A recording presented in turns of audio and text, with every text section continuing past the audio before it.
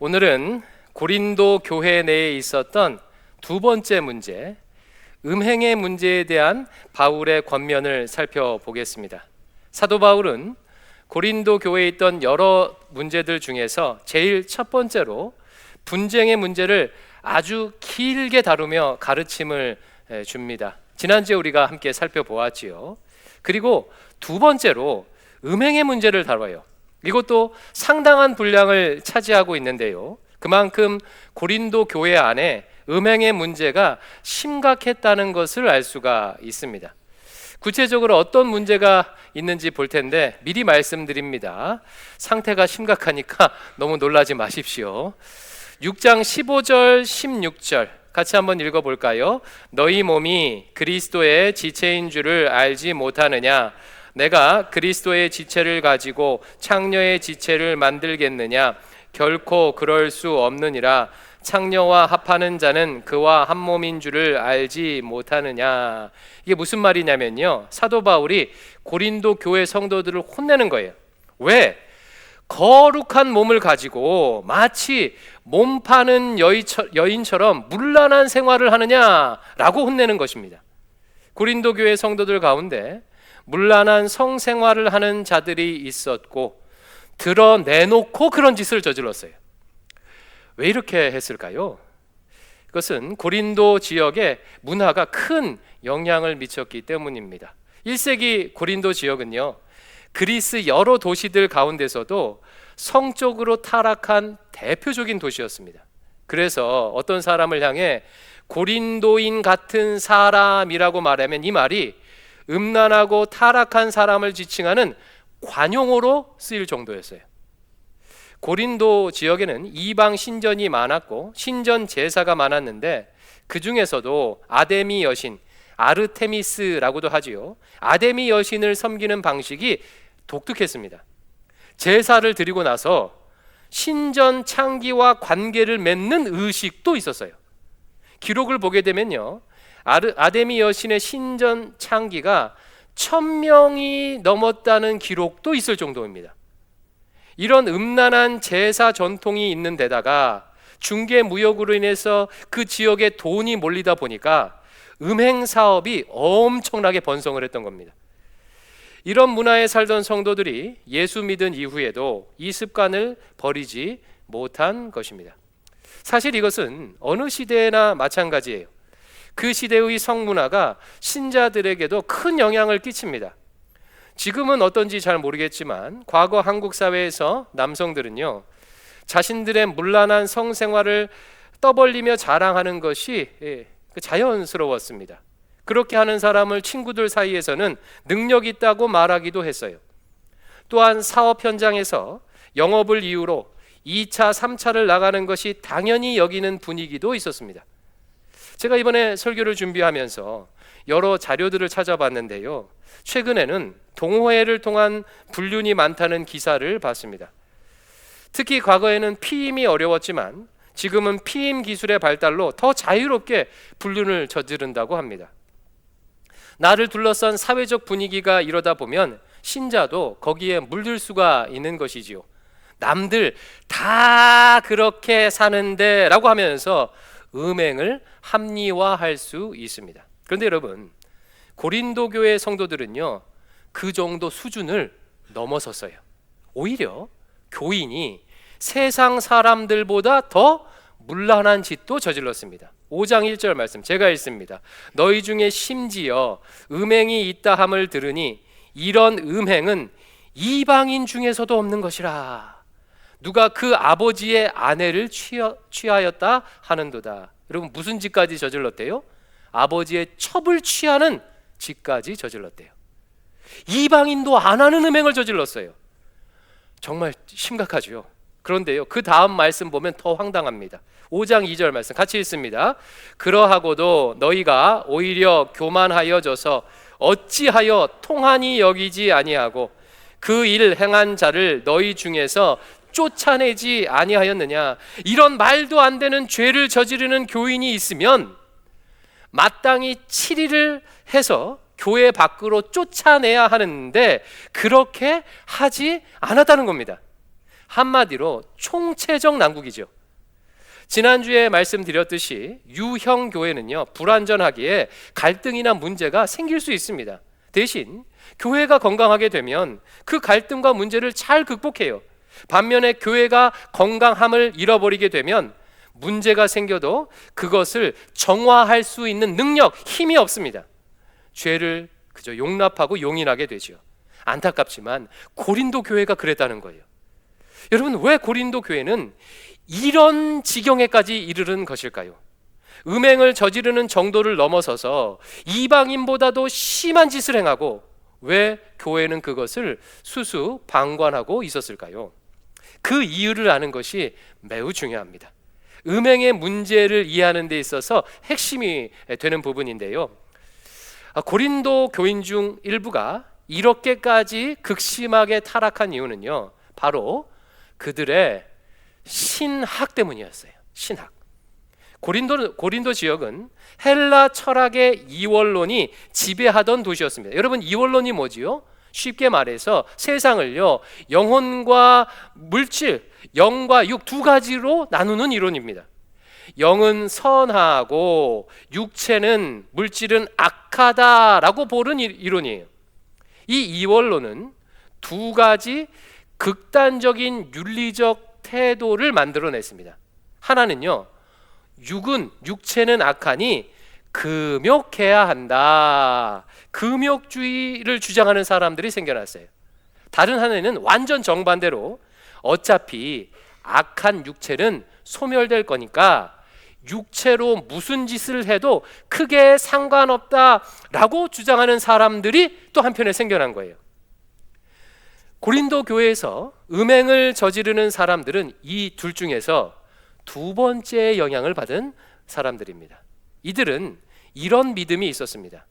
예수님 믿고 영혼은 이미 구원받았으니 육체적으로 어떻게 살든 상관없다. 육체적으로 문란하게 살아도 어차피 내 영혼은 나중에 천국 갈 거야 라는 신학을 가지고 있었어요. 이러다 보니까 육체적으로 행하는 모든 것이 다 가하다라고 여겼습니다. 그들은 모든 것이 가하다라는 말을 일종의 슬로건처럼 사용하면서 마음대로 음행을 저질렀습니다. 이에 대한 바울의 지적이 6장 12절에 나오죠. 같이 한번 읽어볼까요? 모든 것이, 시작. 모든 것이 내게 가하나 다 유익한 것이 아니요 모든 것이 내게 가하나 내가 무엇에든지 얽매이지 아니하리라. 이 말씀은 모든 것이 다 가하다라는 슬로건을 내세우며 음행을 저지르는 사람들에게 바울이 권면하는 거예요. 모든 것이 다 가할 수 있으나 다 유익한 것은 아니다. 너희들이 모든 것을 할 수 있는 자유가 있다고 말하지만 사실 너희는 반쪽짜리 자유만 누리는 것이다. 음행에 얽매이는 삶을 살고 있는 것이다. 나는 그것에 얽매이지 않는다 라고 지금 혼내며 말하는 겁니다. 여러분, 왜 고린도 교인들이 비신자도 저지르지 않는 음행을 저질렀는지 이해가 좀 되시지요? 잘못된 신학 때문이었어요. 그들의 성적인 욕망이 잘못된 신학을 만나게 되니 아버지의 첩을 취하는 끔찍한 짓도 저질렀고 교회도 이를 제대로 치리하지 못했던 것입니다. 이처럼 욕망과 이 욕망을 합리화해 줄 수 있는, 정당화해 줄 수 있는 이론이 만나면요, 엄청난 파괴력이 나타납니다. 도덕과 윤리를 뛰어넘어요. 대표적인 예로 2차 세계대전 때 독일인들이 유태인을 학살한 것을 예로 들 수가 있겠지요. 어떻게 사람을, 그것도 수백만 명을 한 번에 학살할 수가 있을까요? 인간의 그릇된 욕망과 그것을 합리화해주는 이론이 만났기 때문이에요. 유태인들에 대한 미움, 게르만 민족주의에 대한 욕망이 사회 진화론이라는 이론으로 정당화되자 마구잡이로 사람을 죽일 수 있었던 것입니다. 이와 같은 예들은 너무나도 많지요. 일하기 싫어하는 인간의 욕망이 공산주의 이론으로 정당화되니 공산주의 사회가 망하는 겁니다. 더 가지고 싶은 인간의 욕망을 자본주의가 정당화해 주니까 극심한 빈부격차와 환경 파괴가 일어나는 것입니다. 그러므로 여러분, 음행의 문제에 있어서 제일 중요한 것은 내 육체, 몸에 대해, 성에 대해서 내가 어떠한 신학, 어떠한 신념, 이론을 가지고 있느냐입니다. 앞서 살펴본 대로 만약에 육체는 어차피 없어질 것이니까 내 몸을, 내 육체를 마음대로 할 수 있다라고 하는 신학을 가지고 있다면 문란한 삶을 살 수밖에 없겠죠. 이런 차원에서 우리 성도 여러분께 묻겠습니다. 여러분께서는 자신의 몸에 대해서 어떤 신학을 가지고 계십니까? 성 문제에 대해서 어떤 가치관을 가지고 계십니까? 오늘 아침에 한번 스스로 성찰해 보시기를 권면합니다. 그러면 이제 한 걸음 더 나아가서요, 그렇다면 이에 대한 사도 바울의 신학, 성경의 가치관은 무엇인지 한번 살펴보겠습니다. 6장 13절 말씀 같이 읽습니다. 음식은 배를 위하여 있고 배는 음식을 위하여 있으나 하나님은 이것저것을 다 폐하시리라. 몸은 음란을 위하여 있지 않고 오직 주를 위하여 있으며 주는 몸을 위하여 계시느니라. 무슨 말씀인지 알 듯 말 듯 하지요. 이런 의미입니다. 풀어서 설명한 이런 의미예요. 음행을 저지르는 자들이 이런 식으로 주장을 했대요. 배가 고프면 음식을 먹는 것처럼 성욕도 자연스러운 본능이니까 내 몸을 가지고 성욕을 채우는 것은 큰 문제가 없다, 이런 식으로 주장했다는 거예요. 그들이 이렇게 주장한 데는 아까 설명했듯이 영혼만 구원받으니까 어차피 없어질 육체를 마음대로 사용해도 된다는 그릇된 이원론이 그 바탕에 깔려 있는 거죠. 이에 바울은 소위 몸 신학을 통해서 그들의 주장을 깨트려요. 우리 몸은 단순한 본능의 배설 창구가 아니다, 살아 없어질 것이 아니다, 주님을 위한 신성한 것이다 라고 말하면서 교훈합니다. 본문을 읽어보면요, 바울은 우리 몸의 소중함에 대해서 세 가지로 강조하는데 이 세 가지를 꼭 기억했으면 좋겠어요. 적으실 수 있다면 몸신학이라고 하면서 세 가지를 한번 적어보세요. 성경이 우리 육체를 바라보는 세 가지 관점입니다. 첫 번째, 우리 몸은 마지막 날에 부활할 것이기에 소중합니다. 6장 14절 말씀 같이 읽어봅니다. 하나님이 주를 다시 살리셨고 또한 그의 권능으로 우리를 다시 살리시리라. 음행 본문에서 갑자기 이 얘기를 왜 하는 걸까요? 하나님이 다시 살리시리라, 이런 의미입니다. 하나님께서 예수님을 몸으로 부활시키신 것처럼, 몸으로 다시 살리신 것처럼 우리도 육체로 몸으로 부활시켜 주실 것이다 라는 말씀이에요. 부활하신 우리 예수님은 자신이 가지셨던 몸 그대로 부활하셨죠. 그러하기에 제자 도마에게 내 창자국과 못자국을 만져보라 라고 말씀하신 것입니다. 다만 공간을 초월할 수 있는 독특한 몸으로 부활하셨어요. 우리 몸도 그렇게 부활할 것입니다. 마지막 날 부활할 때 영혼만 부활하는 것이 아닙니다. 그 구체적인 형태와 방식은 명확히 알 수 없지만 우리 몸도, 우리 육체도 역시 부활할 것입니다. 따라서 우리의 영혼이 소중한 것처럼 우리 몸도 소중하고, 그러기에 우리 몸을 소중하게 다루어야 한다는 것입니다. 최근에요, 교회에서 제가 운행할 차를요 바꿔주셨습니다. 감사를 드립니다. 이전에 제가 몰았던 차는요, 월러 목사님께서 한 7, 8년 정도를 타신 차를 제가 이제 인계를 받아서 한 6년 탔습니다. 차가 이제 오래되었고 여기저기 문제가 있어서요, 작년에 이것을 바꾸기로 당회에서 결정을 했어요. 근데 여러분, 차를 바꾸기로 결정을 하니까요, 그때부터는 기존 차에 대해서 돈 쓰기가 싫은 거예요. 그냥 놔두게 되더라고요. 뭔가 문제가 보여도 이제 이 차 곧 처분할 거니까 버텨보자, 그냥 두자, 이렇게 되었습니다. 반면에 새 차를 받고 나니 지금은 어떻겠습니까? 오랫동안 타야 되잖아요. 그러니까 아주 조심스럽고 소중하게 다룹니다. 우리 몸도 마찬가지예요. 만약 없어져 버릴 것이라면요, 우리 몸이 없어질 것이라면 막 다루게 되겠지요.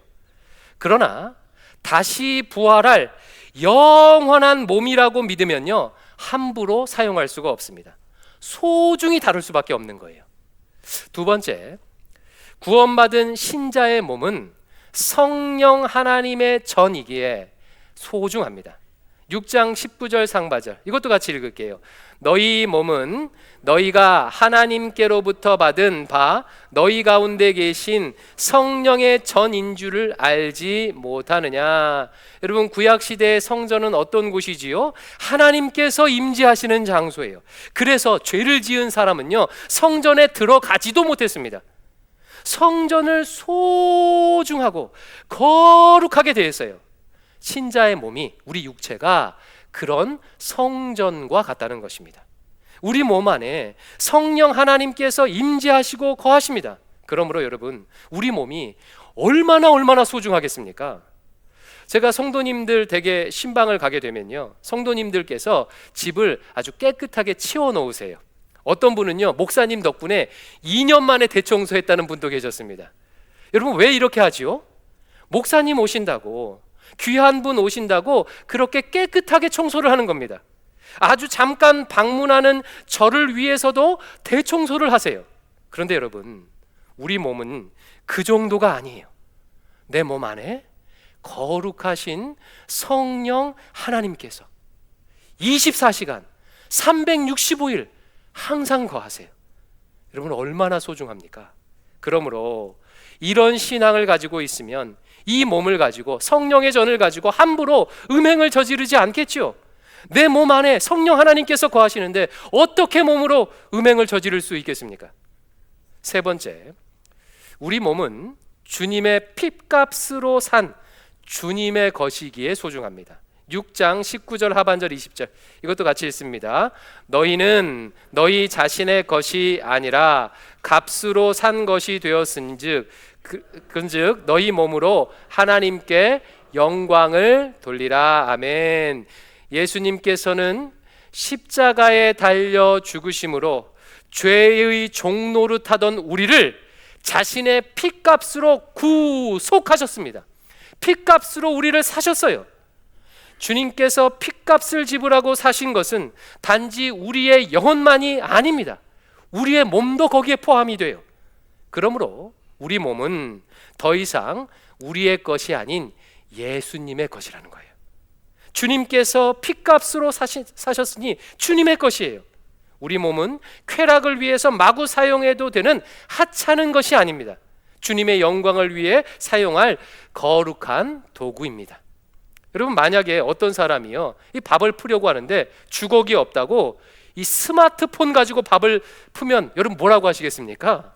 아니, 그 비싼 스마트폰 가지고 뭐 하는 짓입니까? 정신 차리세요, 이렇게 하지 않겠습니까?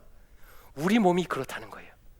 우리 몸을 한낱 음행의 도구로 사용하지 말아라.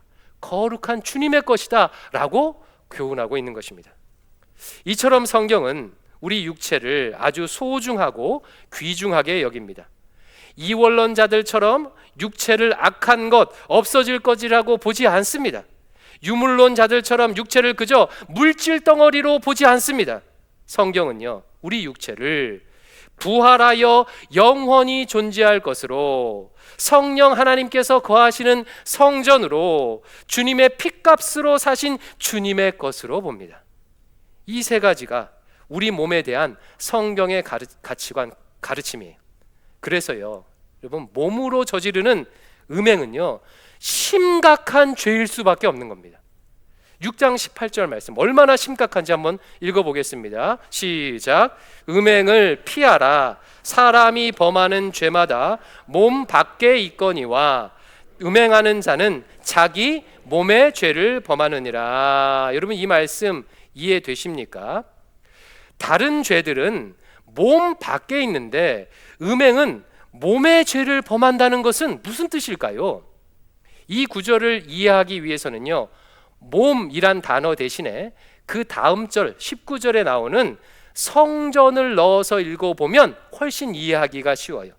그 다음 19절은 우리 몸은 성령이 거하시는 전, 성전이라고 말하고 있지요. 성전을 넣어서, 몸 대신 성전을 넣어서 다시 한번 읽어볼게요. 자, 시작. 사람이 범하는 죄마다 성전 밖에 있거니와 음행하는 자는 성전의 죄를 범하는 것이니라. 여러분, 구약시대 사람들이 죄를 어느 장소에서 저질렀지요? 하나님께서 임재하시는 성전에 와서 막 죄를 졌나요? 그렇지 않겠지요. 대부분의 죄는 성전 바깥에서 일상의 자리에서 죄를 짓습니다. 일상의 자리에서 거짓말하고 도둑질하고 살인하고 그러는 거예요. 그런데 간혹, 아주 간혹 성전을 모독하는 자들이 있었어요. 성전 제사를 자기 마음대로 드린다거나 성전 안에서 들어가지 말아야 할 장소에 들어간다거나 성전을 저주한다거나 성전을 모독하는 경우가 있었습니다. 성전 모독죄는요, 율법에서 사형에 해당하는 아주 중범죄예요. 이 말씀은 바로 이런 배경을 가진 말씀이에요. 성년의 전인 우리 몸으로 저지르는 음행죄는 성전 모독죄와 같은 심각한 죄다라고 말하고 있는 거예요. 왜요? 앞에서 살펴본 바와 같이 우리 몸은 부활할 것이며 성령의 전이고 주님의 핏값으로 사신 주님의 것이기 때문이에요. 여러분, 음행의 문제에 있어서 사도 바울이 무엇을 강조하는지 이제 좀 느껴지시지요? 바울은 단지 음행은 나쁜 짓이니까 저지르지 마라고 교훈하지 아니하고 몸에 대한 잘못된 신학을 바로잡아 줍니다. 그러므로 우리는 이 본문을 통해서 음행을 피할 수 있는 신학적 근거를 얻을 뿐만 아니라 몸과 관련된 행위들에 대한 신앙적 기준도 우리가 배울 수가 있어요. 우리 몸은 이렇게 소중한 것이기에 몸을 함부로 혹사하면 됩니까? 안 되겠습니까? 안 되겠지요. 우리 몸은 이렇게 소중하니까 평상시에 운동하며 잘 관리해야 합니까? 아닙니까? 잘 관리해야겠지요. 몸을 해치는 나쁜 음식들, 술이나 담배를 남용해서 안 됩니다. 과식을 해서 몸을 과도히 살을 찌우거나 미용을 위해서 과도히 몸을 마르게 해서도 안 될 것입니다. 건강하고 아름답게 우리의 육체, 몸을 유지하는 것이 우리 몸을 향한 하나님의 뜻임을 배우게 되는 것입니다. 이제 마지막으로 음행의 유혹을 이길 수 있는 구체적인 방법 한 가지를 나누고 설교를 마치겠습니다. 이렇게 몸의 소중함도 배웠고 음행을 피해야 함을 배웠음에도 불구하고 막상 음행을 이기기란 쉽지가 않습니다. 인간의 성욕이 매우 강하기 때문이에요. 사도 바울도 이를 잘 알고 있기에 구체적으로 음행을 이길 수 있는 방법 한 가지를 제시합니다. 7장 2절과 3절 말씀 같이 읽어볼까요? 음행을 피하기 위하여 남자마다 자기 아내를 두고 여자마다 자기 남편을 두라. 남편은 그 아내에 대한 의무를 다하고 아내도 그 남편에게 그렇게 할지라. 어렵지 않죠? 쉽게 말해서 결혼 생활 안에서 성적인 기쁨을 누려라. 그래야 음행을 이길 수 있다라고 지금 말하는 거예요. 먼저 바울은 인간에게 있는 성욕을 부정하거나 부끄럽게 여기거나 터부시하지 않습니다. 성욕은 하나님께서 우리에게 주신 축복이고 자연스러운 욕구임을 인정합니다. 다만 그 자연스러운 욕구를 결혼이라는 울타리 안에서 누리라고 지금 권면하고 있는 거예요. 여러분, 이것이 성 문제와 관련하여 성경이 일관되게 가르쳐주는 교훈입니다. 사랑하는 성도 여러분, 성적인 연합은 부부 관계에서 누리도록 하는 것이 하나님 나라 질서임을 기억하시기 바랍니다. 이 경계를 넘어갈 때 사탄의 공격과 시험이 반드시 있어요. 사탄 마귀는요, 언제나 우리에게 하나를 주고 다른 모든 것을 잃어버리는 방식으로 유혹합니다. 만약 누군가가 육체의 욕망에 이끌려서 이 경계를 넘어 외도를 하게 된다면 그 순간에는 성적 쾌락이라는 기쁨을 하나 채울 수는 있을지 모르지만 다른 많은 것들을 잃어버리게 되죠. 죄책감에 빠질 수 있고 들킬 것에 대한 두려움에 사로잡힐 수 있습니다. 혹시 가족이나 주변에 알려지기라도 하면 하루아침에 삶이 무너질 수도 있는 것입니다. 저를 따라서 이렇게 한번 말해봅니다. 저를 따라합니다. 사탄은 하나를 주고 모든 것을 빼앗는다. 반면 성령 하나님께서는요, 신자가 하나를 포기함으로 모든 것을 얻도록 하는 방식으로 일하세요. 잠깐의 어떤 신자가 잠깐의 육체의 유혹을 이겨내면 당장의 쾌락을 포기하지만 많은 것을 얻게 되죠. 영적 전쟁에서 승리한 기쁨, 믿음의 성장, 배우자와 가족들과의 끈끈한 관계 등 모든 것을 얻습니다. 그러므로 여러분, 성적 기쁨을 결혼이라는 울타리 안에서 누려함을 잊지 마시기를 부탁합니다. 혹시 여러분 가운데 이 경계를 벗어난 분이 계시다면 성령 하나님의 경고의 음성을 들으시고 속히 회개하고 돌이키시기 바랍니다. 음행은 성전 모독죄와 같은 심각한 범죄예요. 몸으로 하나님께 영광을 돌리십시오.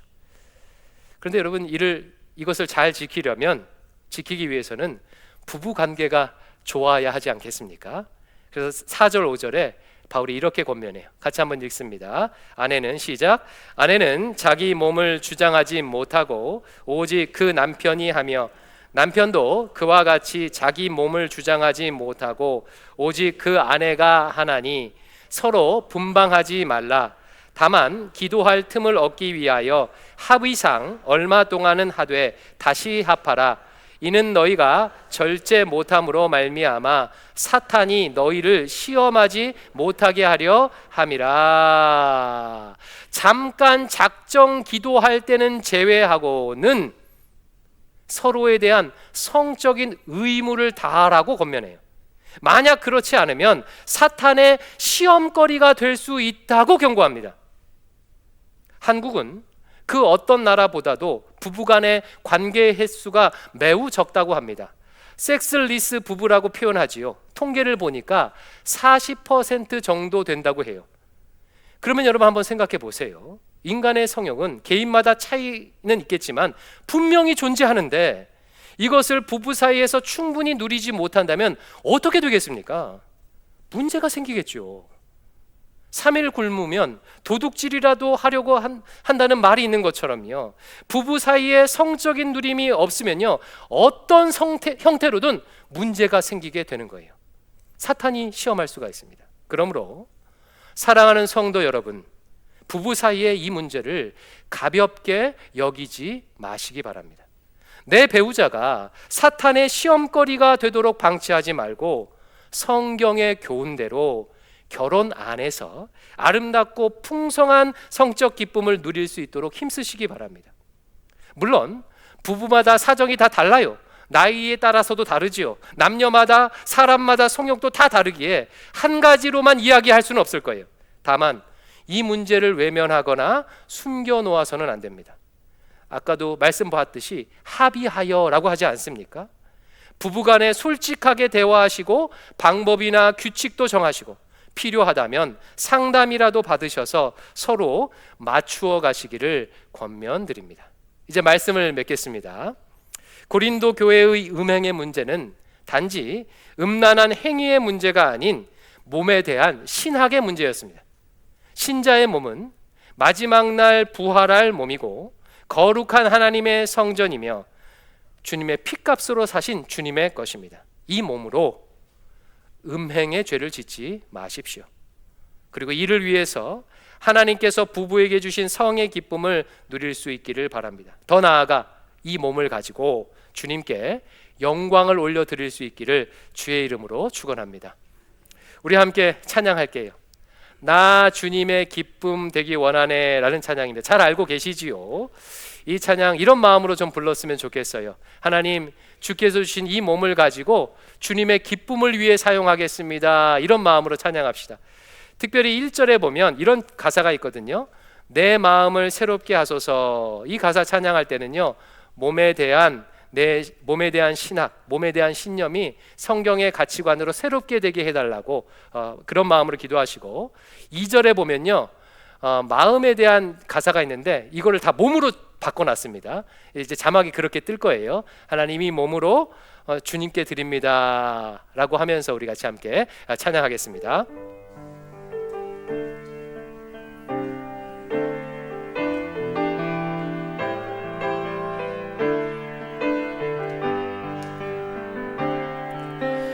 나 주님의 기쁨 되기 원하네. 내 마음을 새롭게 하소서. 새 부대가 되게 하여 주사. 주님의 빛 비추게 하소서. 내가 원하는 한 가지, 내가 원하는 한 가지, 주님의 기쁨이 되는 것. 내가 원하는 한 가지, 주님의 기쁨이. 겸손히 내 몸을 드립니다. 겸손히 내 몸을 드립니다. 나의 모든 것 받으소서. 나의 몸 깨끗게 씻어주사. 주의 길로 행하게 하소서. 내가 원하는 한 가지, 주님의 기쁨이 되는 것. 내가 원하는 한 가지, 주님의 기쁨이. 내가 원하는 한 가지, 내가 원하는 한 가지, 주님의 기쁨이 되는 것. 내가 원하는 한 가지. 우리 마지막으로 자신의 몸에 손을 대고 찬양합니다. 내가 원하는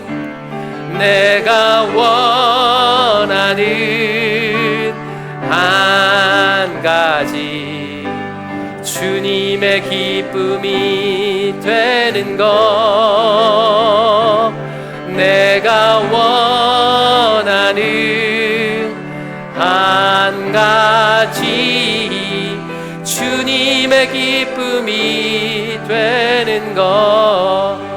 우리 함께 한 목소리로 기도하겠습니다. 오늘 설교 말씀을 통해서 성령 하나님께서 여러분에게 각자에게 무엇을 말씀해 주셨습니까? 어떤 분들은요, 몸이 이렇게 소중한 것이구나 깨달은 분들도 계실 것이고, 어떤 분들은 자기 죄를 깨달은 분들도 계실 것입니다.